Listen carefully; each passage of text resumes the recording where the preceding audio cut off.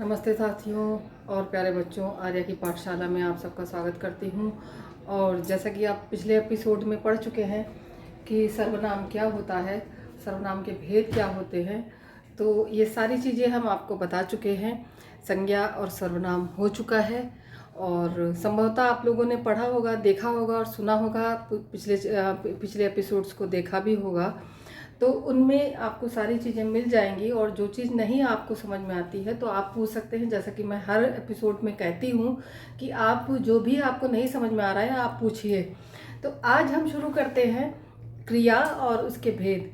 तो आइए शुरू कर देते हैं। क्रिया किसे कहते हैं? क्रिया का अर्थ सीधा शाब्दिक अर्थ जैसा कि आप समझ सकते हैं कि क्रिया क्या होती है। क्रिया मतलब जिस काम को किया जाए उसको हम कहते हैं क्रिया, और जो काम का करने वाला होता है उसको कहते हैं कर्ता। अब इसको सीधे सीधे ऐसे समझ लेते हैं, जिस काम को किया जाए वो क्रिया, और जिस क्रिया को कोई कर रहा हो उसको कर्ता कहते हैं। तो अब यहाँ पर कर्ता हम पढ़ चुके हैं, कर्ता के स्थान पर जो सर्वनाम लगते हैं वो हम पढ़ चुके हैं।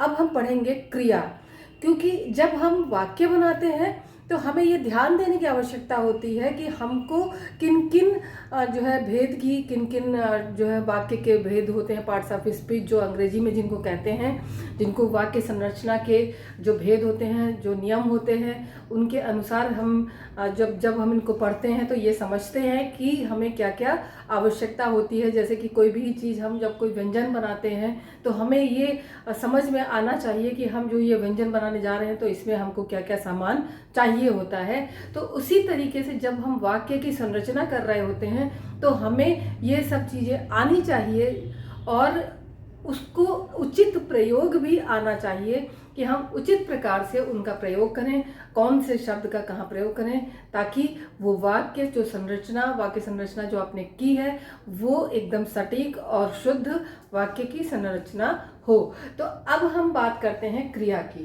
तो क्रिया और उसके भेद हम बाद में बताते हैं। परिभाषा समझ ले। जैसा हमने शाब्दिक अर्थ आपको बताया था, परिभाषा ये है, जिन शब्दों के द्वारा किसी काम का होना या करना, काम का होना या करना अलग अलग तरीके से समझिएगा इसको।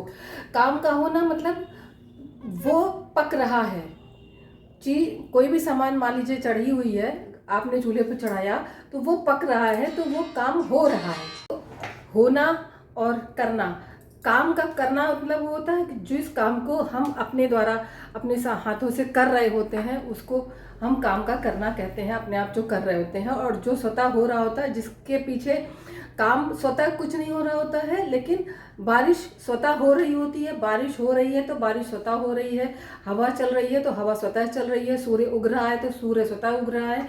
और इसी तरीके के जितने भी कुछ कार्य हैं जो स्वतः हो रहे होते हैं उनको हम कार्य का होना मान लेते हैं। और जो कार्य का करना होता है, जिनको कि हम कर रहे होते हैं, जो करता होता है वो कर रहा होता है, निष्पादित कर रहा होता है, तो उनको हम क्रिया कार्य का होना और करना मान लेते हैं। तो जिन शब्दों के द्वारा किसी काम का होना या करना पता चलता है वे शब्द क्रिया कहलाते हैं।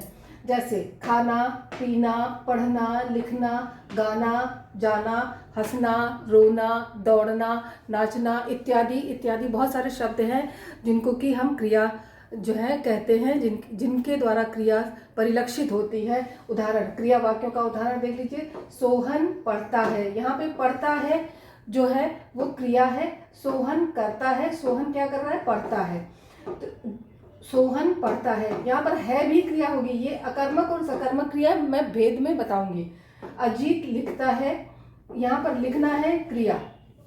वह गाना गाती है, वो क्या कर रही है? गाती है। क्या गाती है? गाना।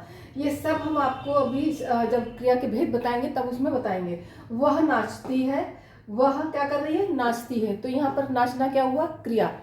तो ये इस प्रकार के जो वाक्य बनते हैं जिनमें काम का करना या होना पता चल रहा होता है। जैसे मैंने आपको बताया सूर्य उग रहा है तो इसमें काम का होना पता चल रहा है। तो इस तरीके से आप इनको इस सीधे सीधे शाब्दिक उसमें समझ लें कि जो काम का करना या होना जिनसे पता लगता है वो क्रिया शब्द कहलाते हैं। तो इस आशा करती हूँ कि आपको जो है ये एपिसोड पसंद आया होगा, और जो नहीं समझ में आता है वो कमेंट बॉक्स में लिखिएगा ज़रूर से। और फिर मिलेंगे किसी इंटरेस्टिंग वीडियो के साथ। अभी अगले एपिसोड में हम आपसे बात करेंगे क्रिया के भेद पर। तो चलिए दोस्तों, जय हिंद और जय भारत, फिर मिलेंगे।